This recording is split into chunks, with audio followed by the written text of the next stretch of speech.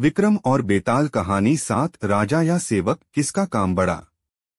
मिथिलावती नाम की एक नगरी थी। उसमें गुंधिप नाम का राजा राज करता था। उसकी सेवा करने के लिए दूर देश से एक राजकुमार आया। वह बराबर कोशिश करता रहा, लेकिन राजा से उनकी भेंट न हुई। जो कुछ वह अपने साथ लाया था वह सब बराबर हो गया। एक दिन राजा शिकार खेलने चला। राजकुमार भी साथ हो लिया। चलते चलते राजा एक वन में पहुंचा। वहां उसके नौकर चाकर बिछुड़ गए। राजा के साथ अकेला वह राजकुमार रह गया। उसने राजा को रोका। राजा ने उसकी ओर देखा तो पूछा, तू इतना कमजोर क्यों हो रहा है? उसने कहा, इसमें मेरे कर्म का दोष है। मैं जिस राजा के पास रहता हूँ वह हजारों को पालता है, पर उसकी निगाह मेरी और नहीं जाती। राजन, 6 बातें आदमी को हल्का करती हैं। खोटे नर की प्रीति, बिना कारण हंसी, स्त्री से विवाद, असज्जन स्वामी की सेवा, गधे की सवारी और बिना संस्कृत की भाषा। और हे राजा, ये 5 चीजें आदमी के पैदा होते ही विधाता उसके भाग्य में लिख देता है: आयु, कर्म, धन, विद्या और यश। राजन, जब तक आदमी का पुण्य उदय रहता है तब तक उसके बहुत से दास रहते हैं। जब पुण्य घट जाता है तो भाई भी बैरी हो जाते हैं।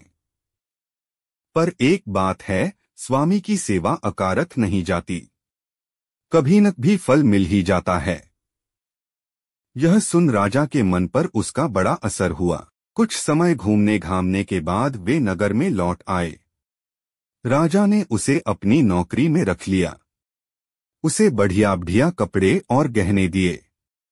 एक दिन राजकुमार किसी काम से कहीं गया। रास्ते में उसे देवी का मंदिर मिला। उसने अंदर जाकर देवी की पूजा की।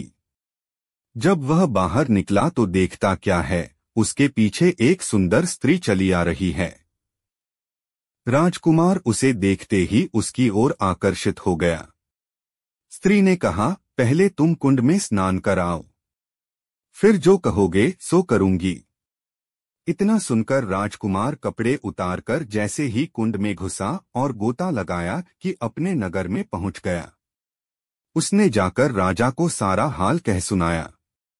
राजा ने कहा, यह अचरज मुझे भी दिखाओ। दोनों घोड़ों पर सवार होकर देवी के मंदिर पर आए। अंदर जाकर दर्शन किए और जैसे ही बाहर निकले कि वह स्त्री प्रकट हो गई। राजा को देखते ही बोली, महाराज, मैं आपके रूप पर मुग्ध हूँ।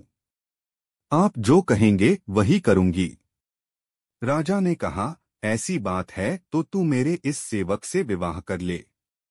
स्त्री बोली, यह नहीं होने का, मैं तो तुम्हें चाहती हूँ। राजा ने कहा, सज्जन लोग जो कहते हैं उसे निभाते हैं। तुम अपने वचन का पालन करो। इसके बाद राजा ने उसका विवाह अपने सेवक से करा दिया।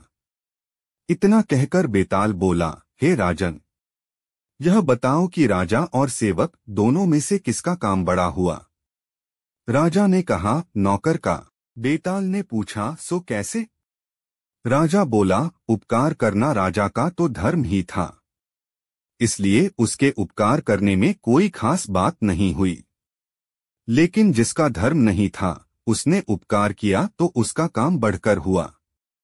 इतना सुनकर बेताल फिर पेड़ पर जा लटका और राजा जब उसे पुन लेकर चला तो उसने 8वीं कहानी सुनाई।